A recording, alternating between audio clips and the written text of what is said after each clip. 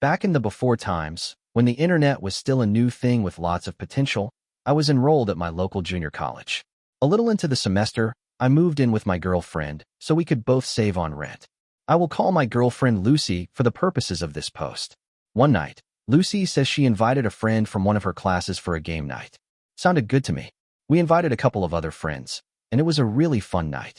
Surprisingly, it turned out her friend, Sarah, was someone I knew from high school. We weren't close friends, but we knew each other and got along fine. After that night, Sarah was invited over pretty frequently for dinner, game nights, or to watch a movie. She even brought her boyfriend over a couple of times. I'll call him Jay, but he never quite fit in. He would be quiet or standoffish, wouldn't engage much, and just seemed like he never wanted to be there. It was clear no one really felt comfortable having him there, but we invited him to be polite to Sarah. Fortunately, he only came over 2 or 3 times and found an excuse to refuse every other time. A month or 2 after this all started, Sarah called my girlfriend crying and asked if she could come over. Of course, we said yes. The story that was relayed was Jay was getting very upset with Sarah for coming over to our place so frequently and accused her of cheating on him. She never clarified if he thought she was cheating with me, Lucy, or both, but any option was ridiculous and never happened. But he confronted her and started verbally assaulting her, calling her all kinds of nasty names. At one point, she tried to walk past him to leave, and he shoved her back. This caused her to trip over a coffee table, fall, and get a huge bruise on her butt and lower back. Lucy told me about the bruise, as Sarah had shown her. I didn't see it for myself. Sarah swore up and down that he had never physically assaulted her before, and she believed it was just an accident, but I was pissed. I wanted revenge. You don't mess with my friends, and you don't assault women.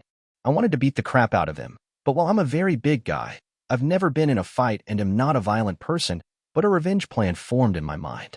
At the time, I was working in the administration building of the school as a student employee. As part of my job, I could access anyone's student records, their fees, and their class schedule.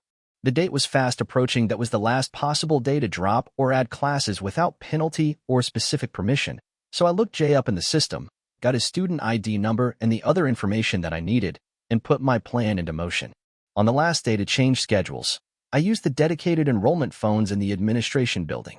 Internet class scheduling wasn't a thing that was set up yet, and canceled all of his classes. Not only that, but I went through and added every class I could find that had a course fee.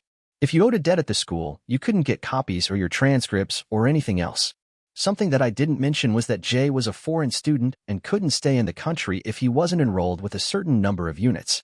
I wish I could give more info about the fallout, but as I didn't want to get this traced back to me, I didn't tell anyone, nor did I pull up his records again for quite a while. I did get a little payoff, though. Sarah was really worried about seeing him again. She had broken up with him the night after he pushed her, as they had an English class together on Tuesdays. She said that on Tuesday he was there, but there was also someone new standing in the class. He was standing because there weren't enough seats.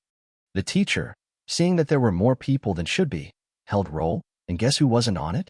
You're right, it was Jay. Apparently, after I dropped all his classes, someone on the wait list got in. Jay tried to argue with the teacher, but as Teach had the official class roster and Jay wasn't on it, there was nothing he could do. Sarah said she never saw Jay in that class again. I don't know much more about what happened. Lucy and I eventually broke up, so I didn't see Sarah very often after that. After a while, I did look up Jay's class schedule, and all of the classes with course fees were gone, but he didn't have any other classes on the books either. I wanted to assume he was kicked out of school, but I didn't try to confirm it. Either way, Sarah didn't have to have a class with him, and while he probably deserved more, he was definitely inconvenienced and possibly kicked out of school. Sometimes I worry I was too harsh, but then I remember that he deserved it. Mess with me, but not my friends. Do you think I was right? Could there have been a better revenge plan? If no, please share what you could have done to get revenge for Sarah.